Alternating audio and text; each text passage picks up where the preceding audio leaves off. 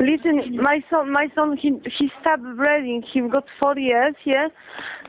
And we wake up and he stopped breathing. Please send me. Okay, what's he doing now? Is he breathing? No, he not breathing. Nothing. All right. Are you right by him at the moment? Please. No, listen. Are you right by him at the moment? Yes, we. Okay. So he's definitely not breathing. She stopped breathing. Please send okay. me. Listen to me, okay? I need you to listen to me. I'm going to tell you what to do for him, okay? Yeah. Do you understand? Yes. Okay. Are you right by him now? Yes.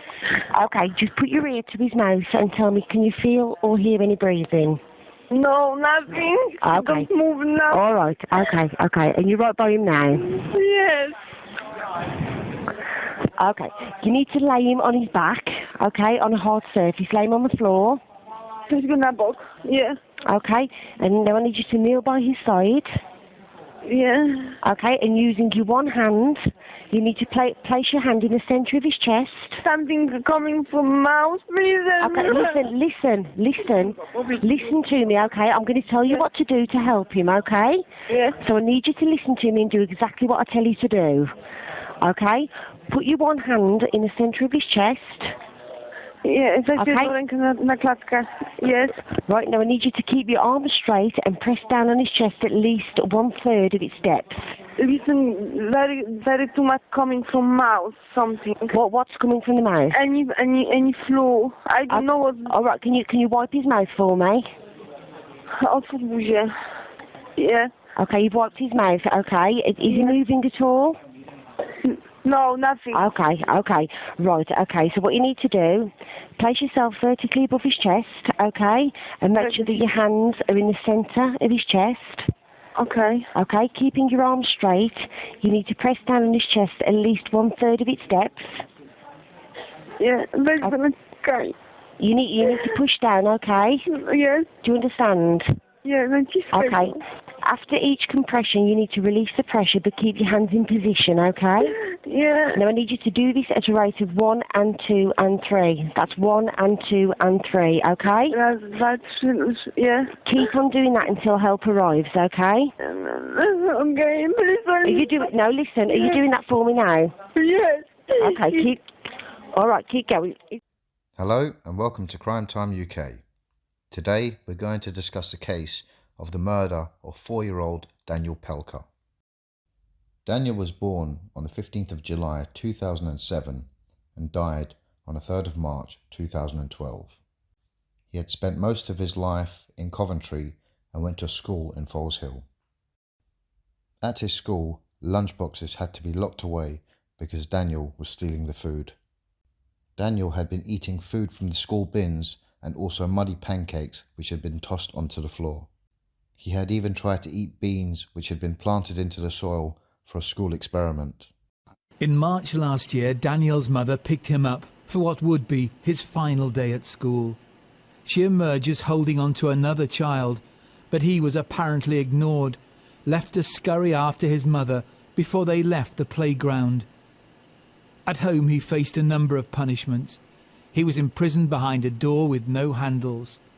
Daniel was fed salt when he asked for a drink. Sometimes he was forced to defecate on his mattress because he wasn't allowed to go to the toilet. He was also submerged in a cold bath. Text messages between the couple provided damning evidence. His mother wrote, "Daniel is crying because he wants to eat." Another text read, "Well, now he's temporarily unconscious because I nearly drowned him. I won't be hitting him, but if I hear when, as he later wakes up, regains consciousness, then he's going back into the bathtub. I didn't let the water out." Neighbours in Coventry, some who didn't want to be identified, knew it was a troubled household. We just heard the scream. So You heard her scream? Yeah. In the house? Yeah, outside the house. Outside? Yeah. And then after that, she just quiet. That's all we know. And he was aggressive, yeah. This illustration shows the marks on Daniel's emaciated body. His mother said head injuries were inflicted by his stepfather, who attacked Daniel when he arrived home from school. A text the next day read, "He'll get over it by tomorrow. there's no point to stress ourselves out and to call the ambulance, because that will cause proper problems. During the 30-hour period in which Daniel lay dying after suffering a head injury, Magdalena and her partner chose not to call an ambulance, instead opting to carry on with their normal lives. After his death, it was found that Daniel weighed less than 2 stone. The pathologist who examined Daniel Pelka's emaciated body found more than 20 separate areas of injury, including a fatal swelling on the brain caused by a heavy blow. These images were shown to the jury. Other more graphic images taken by the hospital scanner were seen by the jurors, but were deemed too distressing to be released to the media. 2 days after Daniel was murdered, both his mum and her partner was taken into custody on a suspicion of murder. During the 9-week trial, it was said the police, social services, school staff and the NHS workers missed countless opportunities to intervene, and yet not one professional had faced disciplinary action. Daniel's factory worker stepfather is a wanted criminal in Poland who will be jailed if he'd ever return back to Poland. His drug-taking mother is also thought to have been a prostitute in Poland. The court heard how Daniel was systematically starved, tortured and force-fed salt and locked in a homemade cell. He was so frightened of the stepfather, who forced him to perform punishing exercises such as squat thrusts, and he would wet himself if spoken to by an adult man. By the time Daniel had died, a few months short of his 5th birthday, he weighed 1 stone and 9 pounds, which is the same weight as an 18-month-old child. He also stood at 3 foot 3 inches tall, which is 6 inches smaller than the average his age. By the time Daniel's mum had staged the 999 call on March the 3rd, 2 days after the assault, he had already been dead for a few hours. When the couple's computer was examined, 55 internet searches including table salt overdose, when a child stops responding, and patient in a coma had been made. Kreslek also admitted that he went online to check his bank account and the price of car tyres after the assault. A court has heard how a 4-year-old boy was made to perform squats as a punishment for stealing food at school. Daniel Pelka died from a head injury in March last year. His mother, Magdalena Wuczak, and her partner, Mariusz Kresolek, both deny murder and causing or allowing the death of a child. Kresolek himself was giving evidence today at the trial at Birmingham Crown Court. Callum Watkinson sent this report. After several weeks of listening to prosecution testimony against him, Mariusz Kresolek, one of the 2 defendants in this murder trial, today left the dock and took to the witness box, where he's been questioned for 3.5 hours by his own defence barrister. This afternoon he told the jury about punishments meted out to 4-year-old Daniel Pelka for stealing food at school and for various other behaviours. He said that sometimes he made Daniel perform squats for up to 10 minutes at a time, sometimes he made him run around the living room, and sometimes he made him kneel for up to 20 minutes at a time. All of this, he said, was done at Magdalena Wuczak's instigation. He told the court that Magdalena had told him Daniel should feel a man's hand, and it was a man who should be doing the punishing. Did he feel your hand, he was asked. On his hand, yes, he said, but he said he never hit Daniel on the head. He was also asked about the small room in the house where Daniel Pelka is reported to have slept. He said that initially Daniel slept with his sibling, but that had changed when Magdalena Wuczak caught the 4-year-old wandering around the house at 2 a.m. At that point, he said, she told me to make Daniel a room in the little room. This is a room at the front of the house, and to do it in such a way that Daniel would not be able to leave it at night. And the jury was then shown photos from the inside of that room of the door handle that had been adapted so it couldn't be opened from the inside. He wasn't asked a great deal about his own relationship with Daniel Pelka, who he described as an average child and a cheeky boy, but he was completely normal, he said. He was asked if Daniel would ever engage with other children.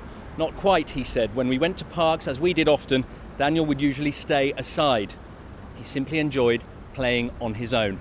Mariusz Kresolek will give further evidence tomorrow. When Kresolek was in court, he was questioned by Mr. Hankin. He was asked, "When was the last time that you tucked him into bed?" Kresolek replied, "I cannot remember."